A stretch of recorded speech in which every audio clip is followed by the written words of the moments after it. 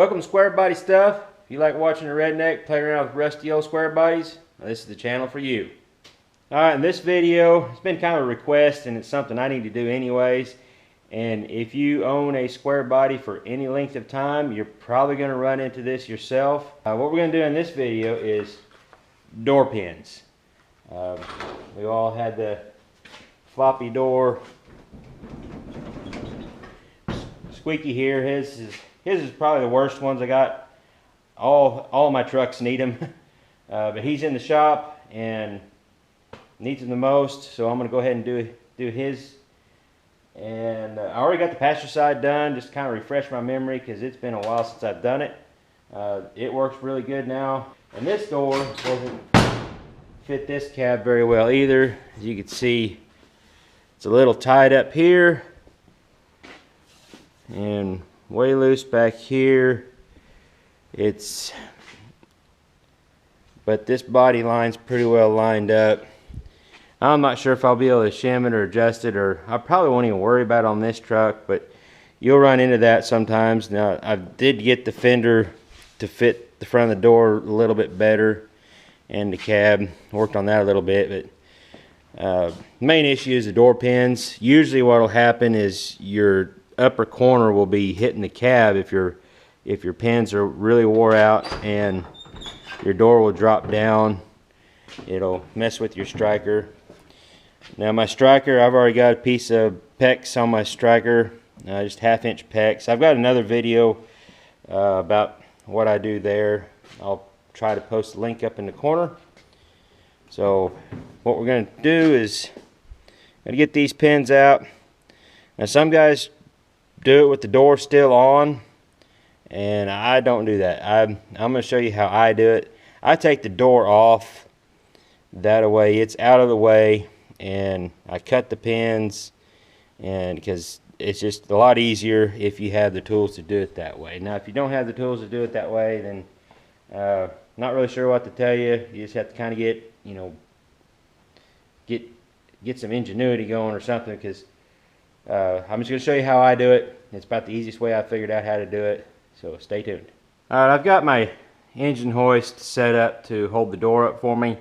The other side, I just manhandled it, used one arm to hold it up while I got the bolts out. Not the easiest thing to do, so I'm going to do it a little smarter this time. Now obviously, if you have a truck that's got a really nice paint job on it, you're going to want to do a little better job of protecting your paint. I'm not worried about this truck.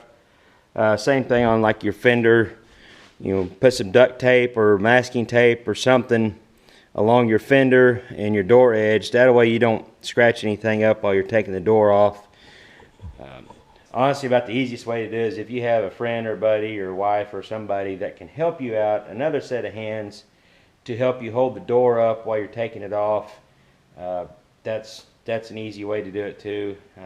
I'm the Lone Ranger, so I do stuff myself. You could also put a floor jack underneath the bottom of the door to kind of help support it if you don't have an engine hoist or a friend or something to help you out with it. There's several different ways to skin this cat. I've got an engine hoist, so I'm going to use it. This is about the best balancing point that I've found, just a few inches behind the vent window. It don't have to be perfect, just something to support it. But if you're going to do it and do it the hard way, I take all the bottom bolts out, and this bolt, and then I leave one of these top ones for last, and try to get it out as quickly as possible so you don't wear yourself out. And my preferred tool is a ratchet wrench. You can use a socket too, but for some reason the ratchet wrench works the best for me. Just personal preference, I guess. So I get these taken off, get the door off, and then we'll see what we can do about these door pins.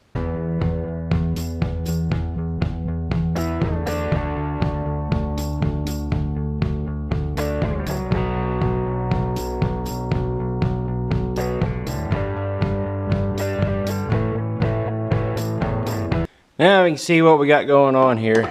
You can see it's all floppy and wallered out. Hopefully it's not too awful bad. Sometimes the holes get wore out. We'll address that situation here in a minute if they are wore out. This has still got the original nylon bushings. So the bottom one isn't too awful bad. It's still a little loose, but I'll show you. This is why I prefer to take the fender off, or the door off, not the fender, because you got a lot better access to the door pins. Now you may not have access to a death wheel, but I do, and it's the easiest way to do it. Just cut the pin in half, and I'll show you why here in a minute, because on the bottom side of these pins, they've swedged them out so they don't come back up through. They can be a pain in the butt to drive through, so I just cut them in the middle, try not to get into the hinge. And once again, if you've got a truck with a really nice paint job, good interior, you're going to want to protect everything. I'm not really worried about squeaky. I just don't want to catch anything on fire, but I'll keep an eye on that. We'll cut these off real quick.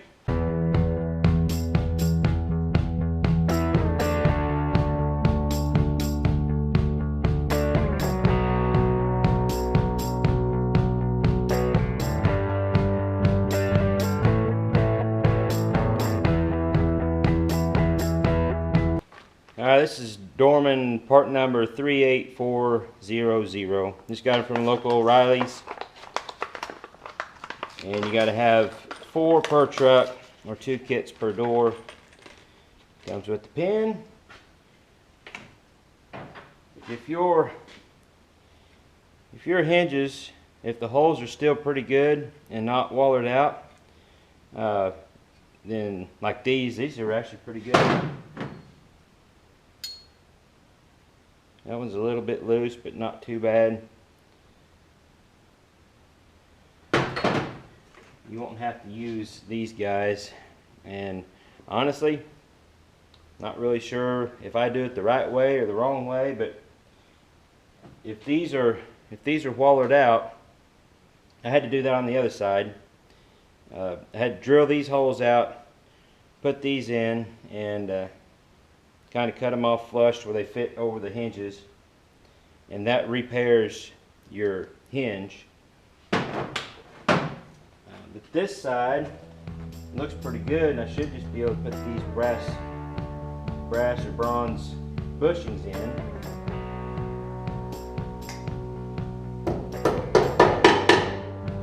Just go in like that.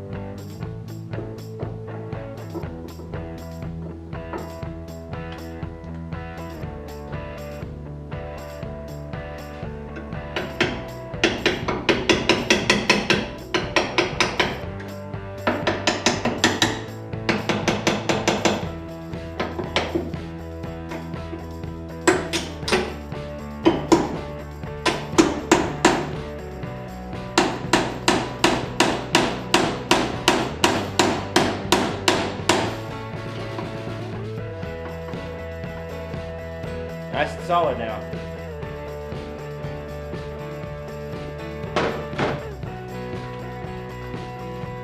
Do the same thing with this other side. The other end.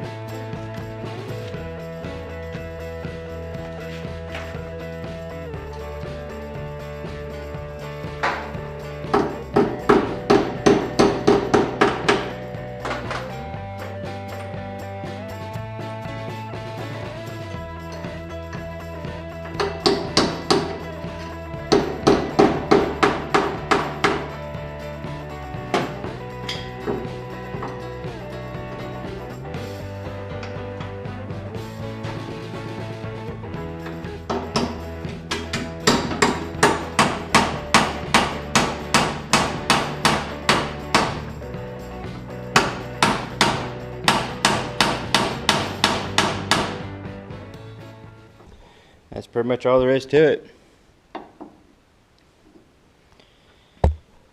Now I guess you can swedge the bottoms like they do on the factory ones. I told you I was going to, you see these ends where they're swedged.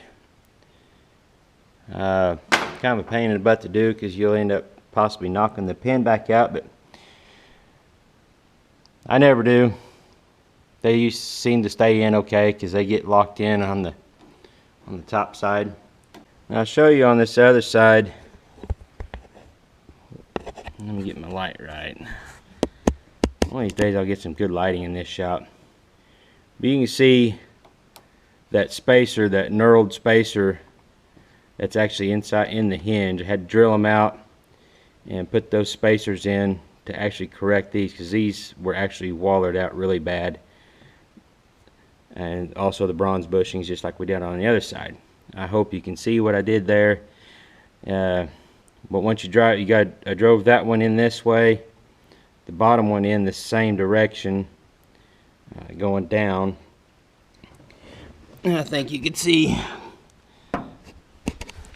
the bottom maybe sticking through. That one I ground flush, but you got to ground them flush to be able to get it inside there. Hope that makes sense. I was kind of figuring I would have to do that on the other side too, so I didn't do any video on this side showing you how to drill them out, but it's kind of self-explanatory. I think it was I forget what size drill bit. A ½ inch was too big. It was a 31/64 was the size drill bit I used. That way it really locks it in there tight. ½ inch, they go in, but they don't lock in with those knurls. So I'll get this door hung back on there, and probably have to adjust my striker because I've moved it in the past just to kind of get the door to shut a little bit better. So I have to readjust that. The other problem with pulling your door off is you will have to, unless you mark it real good or can see your witness marks where it was, you're going to have to realign your door. But it just makes it a whole lot easier to get your pins with the door off.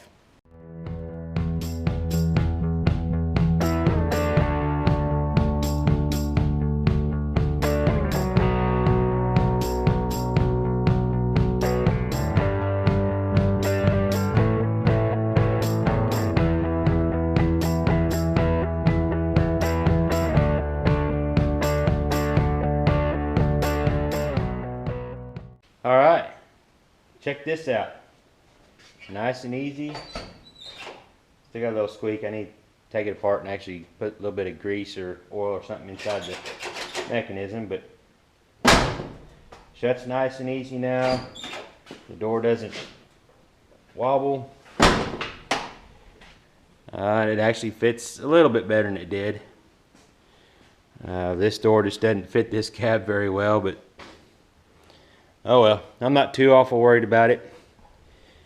It doesn't drag on the fender when I open it, and it shuts nice and easy.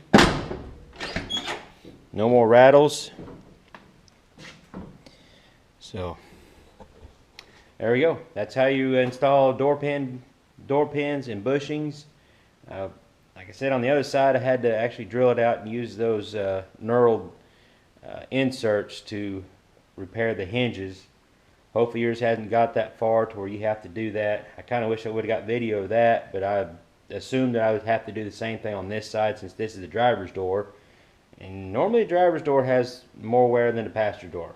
But this truck is all sorts of weird anyway. So, if you got any questions, hit me up in the comments below. Don't forget to subscribe and share and like and thumbs up and all that good stuff. Check out my Teespring store. The description or the link for that is in the description below. Go check out my merchandise. Of course, this is my nasty old work hoodie. I've got some pretty cool designs out there. Go check them out. I'm going to get everything all cleaned up and head on to the next project. Till next time, y'all keep your square bodies rolling, and we'll catch you later.